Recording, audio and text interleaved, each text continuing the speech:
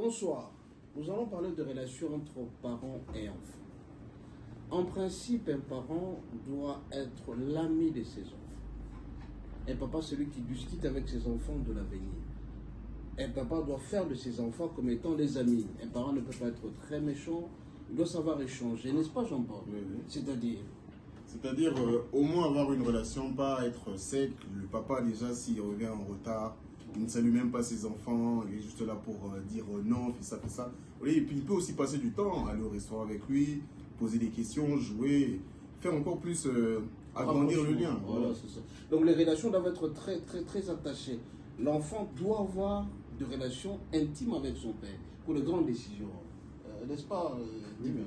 Exactement. C'est-à-dire, quand un parent conseille son enfant, c'est pour son bien. Ouais. Du coup, l'enfant doit tout dire à ses parents parce qu'il sait ce qui est bien pour lui. Ses parents savent ce qui est bien pour lui. Voilà. Il ne peut pas dire ça à n'importe qui, il peut dire ça à n'importe quelle fille, quel garçon. Il peut dire ça qu'à ses parents parce que c'est ses choix qui vont le pousser loin dans la vie. C'est un peu ça.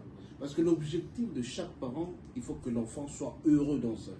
Parce que le parent a connu certaines situations qu'il ne veut pas que ses enfants connaissent. Donc l'enfant doit être heureux de rester avec son père en partageant certains objectifs. Donc, si l'enfant fait très mal, est-ce que le parent peut cautionner ça? Non, pas du tout. C'est-à-dire, Je pense que le premier besoin des parents, c'est un peu fort, les premiers besoins des parents, c'est que l'enfant ne se repasse dans la vie, Oui. soit plus que lui, qu'il fasse plus de projets que les parents. Voilà, c'est ça.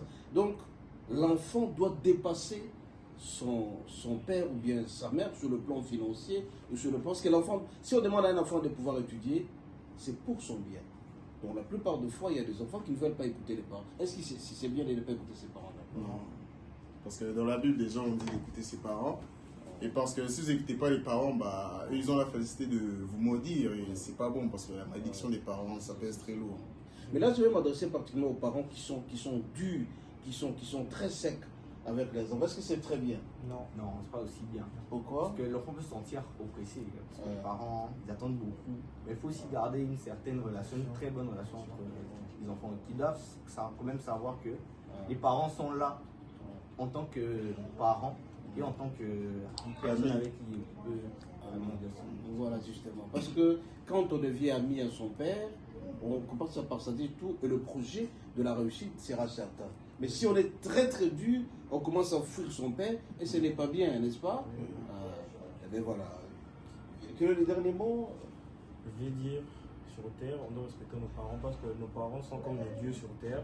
On doit leur respecter, leur honorer et éviter toute distraction qui pourrait nous éloigner d'eux afin de Ah voilà, il faut éviter.